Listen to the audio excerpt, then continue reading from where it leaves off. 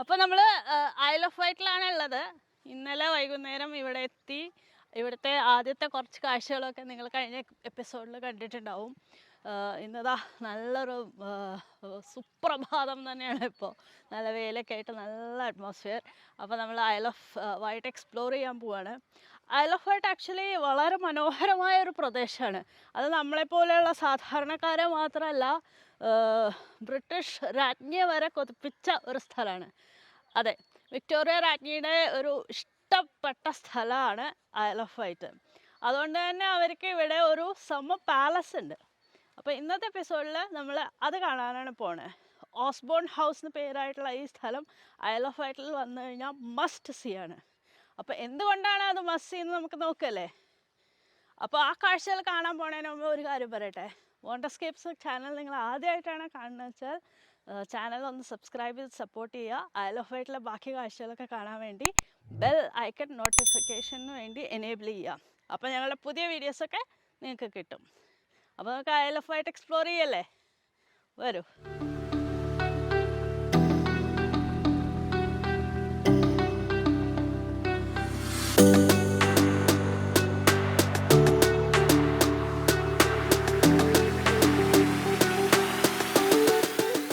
അപ്പോൾ ഞങ്ങൾ താമസിച്ചിരുന്ന സ്ഥലത്തുനിന്ന് ഇവിടേക്ക് ഏകദേശം 10 മൈലാണ്. നമ്മൾ കാറിൽ വന്ന് കാർ പാർക്കിൽ പാർക്ക് ചെയ്തു.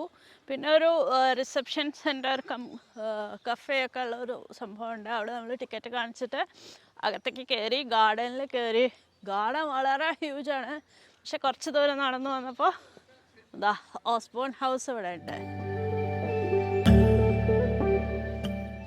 വിക്ടോറിയ ആൻഡ് ആൽബർട്ടിൻ്റെ സമ്മർ പാലസ് അവർ കുട്ടികളെയൊക്കെ കൊണ്ട് അവധിക്കാലം ആഘോഷിക്കാൻ വന്നിരുന്ന സ്ഥലമാണ്.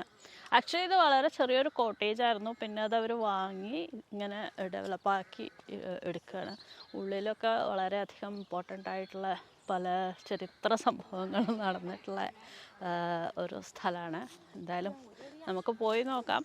ഉള്ളിൽ ഫോട്ടോഗ്രാഫിയും വീഡിയോഗ്രാഫിയൊക്കെ അലൗഡ് ആണെന്നാണ് വിചാരിക്കുന്നത്. അങ്ങനെയാണെന്ന് വെച്ചാൽ ഉള്ളിലെ കാഴ്ചകളൊക്കെ കാണാം. Okay, let's see.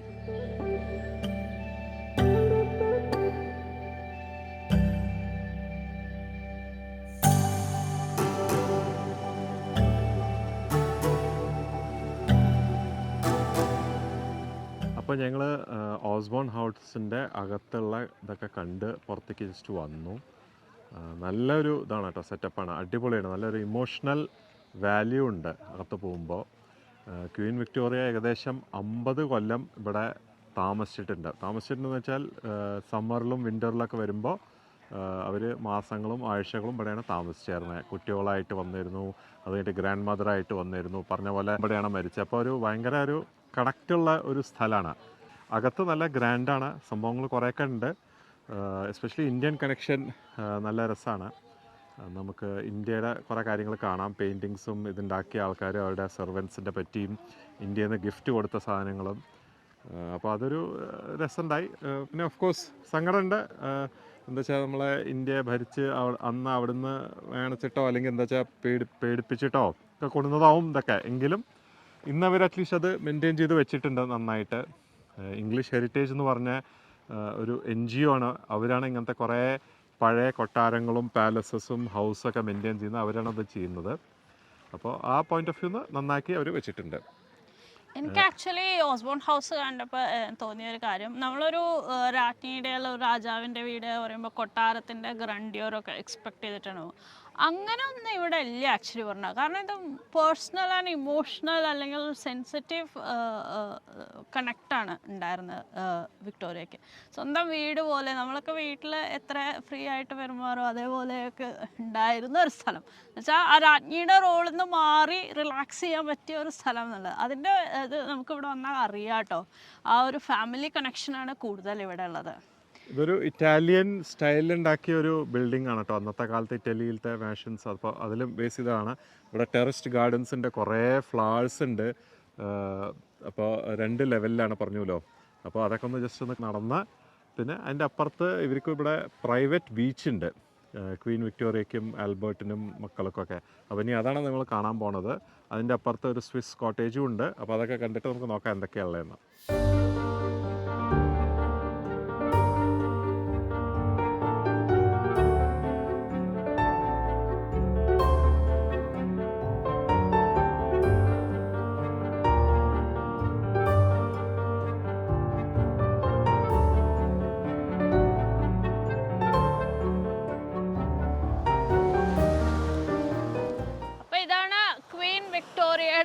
Private beach. അതെ, ഓസ്ബോൺ ഹൗസിൽ നിന്ന് ഏകദേശം ഒരു കിലോമീറ്റർ ഇങ്ങോട്ട് നടന്നു കഴിഞ്ഞാൽ ബീച്ചിലെത്തും. ഇത് ക്വീനിൻ്റെ പ്രൈവറ്റ് ബീച്ചായിരുന്നു. ഇവിടെ കുട്ടികളെ കൊണ്ടും ഹസ്ബൻഡിൻ്റെ കൂടെയൊക്കെ സ്വിം ചെയ്യാൻ വന്നിരുന്നു. ഇത് ആക്ച്വലി ഇവിടെ കുറച്ചൊരു ചെറിയ ഏരിയ കേട്ടോ, ഭയങ്കര വലിയ എക്സ്റ്റെൻഡഡ് ബീച്ചൊന്നുമല്ല, ചെറിയൊരു ഏരിയ. പിന്നെ അവർക്ക് പ്രത്യേകമായിട്ട് ചില സംവിധാനങ്ങളൊക്കെ ഉണ്ടായിരുന്നു ഇവിടെ. ഇപ്പോൾ ഓഫ് കോഴ്സ് നമുക്ക് കുറേ യാറ്റുകൾ ഇതൊക്കെ കാണാം. എല്ലാവരും നല്ല വെതർ എൻജോയ് ചെയ്യാണ്. ധാരാളം വിസിറ്റേഴ്സ് ഉണ്ട് ഇവിടെ. ഇപ്പോൾ കഫേ എന്തൊക്കെയുണ്ട്, പിന്നെ നമുക്ക് ഇരിക്കാനുള്ള സ്ഥലങ്ങൾ, നടക്കാൻ ഇഷ്ടം പോലെ സ്ഥലം, അടിപൊളിയൊരു അറ്റ്മോസ്ഫിയർ. എന്തായാലും കുറച്ച് നടന്ന് നോക്കട്ടെ ബീച്ചിൽ. ഇത് പെബിൾഡ് ബീച്ചാണ് ഈ ഭാഗത്ത്, അപ്പുറത്ത് മണലുണ്ട്.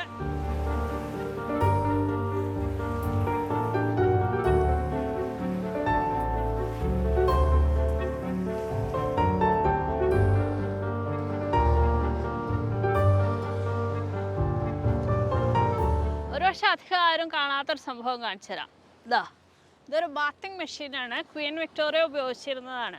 അപ്പോൾ ക്വീനിന് കടലിൽ കുളിക്കാൻ വന്ന സമയത്ത് മോഡസ്റ്റി പ്രൊട്ടക്റ്റ് ചെയ്യാൻ വേണ്ടിയിട്ട് ഇതിൻ്റെ ഉള്ളിലാണ് അവർ ഡ്രസ്സൊക്കെ ചേഞ്ച് ചെയ്ത്, എന്നിട്ട് ഈ സാധനത്തിനെ അവർ കടലിലേക്ക് ഇറക്കും. എന്നിട്ട് ക്വീൻ കുളിച്ചിട്ട് കയറും.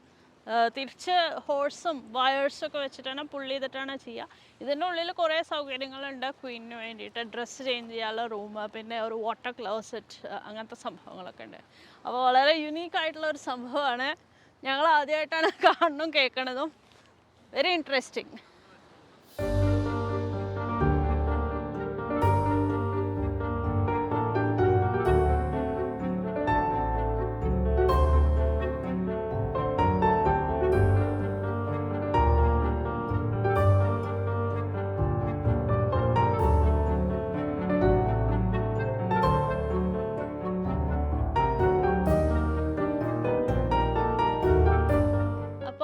ബീച്ചിൽ നിന്ന് കുറച്ച് ദൂരം ഇങ്ങോട്ട് വന്നു കഴിഞ്ഞാൽ ഇവിടെ ഒരു സ്വിസ് കോട്ടേജ് ഉണ്ട്, സ്വിസ് ഷാലി. അത് പ്രിൻസ് ആൽബർട്ട് കുട്ടികൾക്ക് വേണ്ടി ഉണ്ടാക്കിയ ഒരു സംഭവമാണ്. അവരുടെ പ്ലേ ഏരിയ, ഗാർഡൻ ഒക്കെ ആയിട്ട്. അപ്പോൾ അത് നമുക്കിവിടെ കാണാം. പക്ഷേ സ്വിസ് കോട്ടേജ് ഇപ്പോൾ ആക്ച്വലി പബ്ലിക്കിന് ആക്സസിബിൾ അല്ല, പുറത്തുനിന്ന് നമുക്ക് കാണാൻ പറ്റുള്ളൂ. അതിൻ്റെ അടുത്തൊരു മ്യൂസിയം ഉണ്ട്, പിന്നെ കുറേ ഗാർഡൻ, പ്ലേ ഏരിയ, അങ്ങനത്തെ സംഭവങ്ങളൊക്കെ ഉണ്ട്. അപ്പോൾ അതൊക്കെ നമുക്ക് നടന്ന് കാണാം. നല്ല രസമാണ് കാണാൻ.